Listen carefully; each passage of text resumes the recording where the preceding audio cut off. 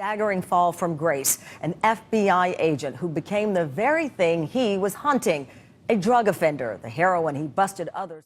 Face of heroin changing every single day here. The leading cause of an accidental death in the U.S. is drug overdoses.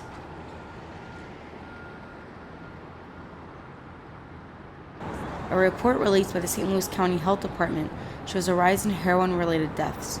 Last year, 99 people died due to overdoses in just the third week of December. Recovering addicts Chad Sabora and Robert Riley have spent the last 4 years speaking at high schools and hosting rallies across Missouri to bring light to the heroin epidemic. In 2015, they opened up a community outreach center, the Missouri Network. The center offers Narcan, reduced legal fees, and needle exchanges, and is the only one of its kind in Missouri. Legislative rallies are hosted to give the community a voice by writing to state representatives. This call to action not only reflects a demand for change, but a need for security for those who have been impacted the most. I lost my only child in December 2009, died of a heroin overdose.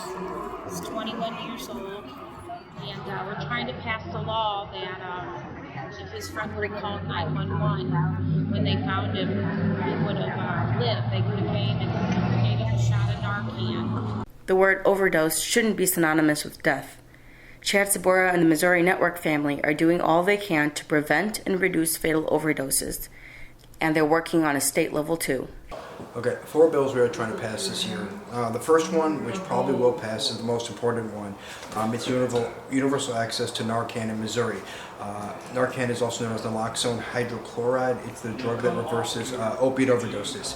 All opiates, prescription pain pills, heroin, it doesn't matter if it's an opiate and you overdose, this will bring you out. It is 100% effective if given in time. The third-party access that will create will be a standing order where community organizations such as myself can just hand it out on the street for free. It will also create the opportunity for pharmacies to prescribe and provide, which basically equates to over-the-counter access.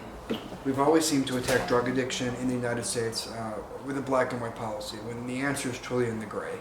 And what we're seeing right now is we had this kind of attitude in this country after the introduction of a lot of pain pills, new pain pills in the late 90s, of a lot of overprescribing. That's kind of how we got here. There's a lot of reasons why we're here. That was one of them. So now we're seeing a shift to the other side of the pendulum, where some hospitals are now completely denying opiates to people that come in. That is not the answer. Anybody that gets a prescription for a strong opiate, their family, their caretakers need to be educated. Let's take grandma with dementia, for example. She's on 60 milligrams of Oxycontin. She's still in a severe amount of pain.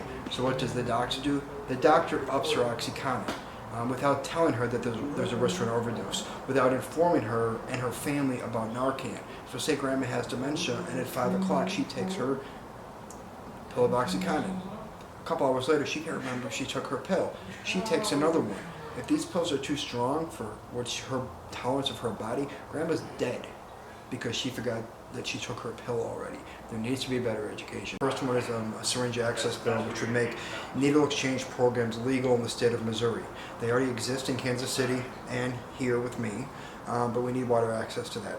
We need more people in active addiction to get access to clean needles. Limiting people's access to needles, although it seems like a solution to some, those people that think that's the solution by limiting access don't understand addiction, and they don't understand that we will go to whatever means we can to get high. We have a very bad hepatitis C problem in the state of Missouri. We had 3,000 new cases last year. The state bears a lot of that cost, roughly $96 million in treating hep C cases per year.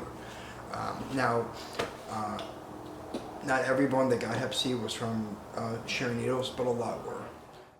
Next piece of legislation is something I've been working on for 5 years now, so I'm a little frustrated that it's still probably not going to pass, and that's a 9/11 Good Samaritan law.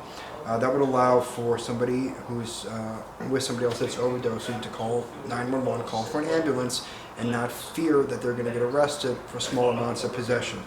A lot of people run or dump bodies, as we say, because they're scared of getting arrested. And the last piece, yes, ma'am. Why do you think people are opposed to the Good Samaritan law? They think it's a free pass. They think drug dealers are going to get off. But the truth is, I was in active addiction off and on for 17 years. I can tell you how many times I shot heroin in front of one of my drug dealers. 0. It's not a common practice. It's not like you go to, this isn't Pulp Fiction. You don't go to your drug dealer's house, hang out, have some cereal, and shoot dope in their room. That's not how this world works. The only people that other addicts are shooting heroin with are other heroin addicts. Okay, so some of the drug dealers are going to get a free pass. And one of the biggest obstacles we've seen, I've never seen a lot of flack or negativity from the public. I see it from the legislators, and a lot of them are retired police officers. And what they tell me when I talk to them is that we don't arrest in those situations anyway. So they're already doing it in practice. And I tell them jokingly, I say, hey, so you want me to go to a crack house? Where I go to regularly to get people out and say, hey, guess what? So-and-so in Jefferson City said he used to be a cop and he didn't arrest people when they called for help, so you should call for help. I'm like, they're going to laugh me out of the door. But if we have it as a law that they can't, then that's actually going to we can spread that word to active addicts and make sure they call for help. Sometimes when bodies are found in cars or driveways or whatever, it's like you don't know if they shot up alone or somebody left them. But the numbers that about 80% of heroin addicts do not use alone, they're using with somebody else. So look at all the deaths, and you can start to put numbers together to get a guesstimate of how many of these people were probably left, which is probably a good majority. Now, there's been some notable news cases in the news where bodies were obviously dumped and somebody was arrested, but the amount of people that do this compared to the amount of people that get caught, the number is much higher. But we just never know because somebody's found in a garage. You don't know what happened. And the last piece of legislation we're working on is what's now called the Narcotics Control Act, but more people recognize it as a prescription database monitoring program. Missouri is the only state that does not have a program where pharmacy computers talk to each other to prevent doctor shopping. So right now in the state of Missouri, I can drive in with 500 different prescriptions, and as long as I hit 500 different pharmacies, I can fill every single one of those prescriptions, and nobody will know I did it because there's no oversight. A lot of people are against this because they feel it violates privacy rights.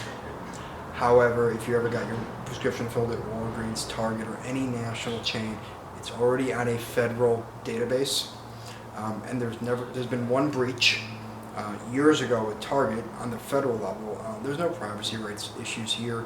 Our politicians that are feeding us that line know that that's one of the buzzwords with the American public, is that, oh, they're trying to invade your privacy. And they don't give you the whole facts that your stuff's already out there on a federal database.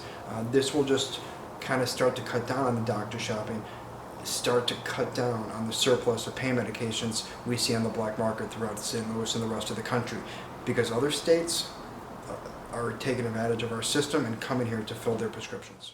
The most 3 dangerous words you can say is not my kid.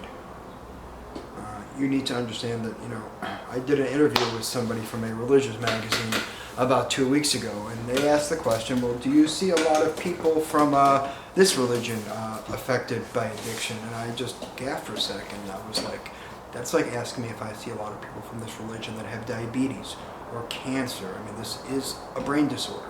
1 in 5 people will suffer from this. Now you're going to hear a lot of talk, well, it's a choice, it's a choice.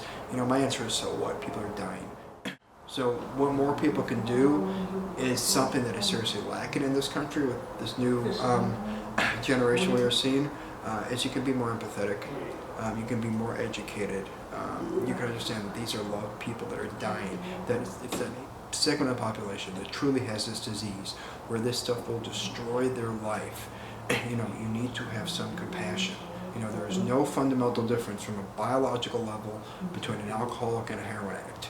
If you look at the two separately, there's something seriously wrong with how you're looking at those two people, because they're the same exact person suffering from the same substance use disorder where their brain has been hijacked by a chemical. For more information on how you can be part of the solution, visit MissouriNetwork.org.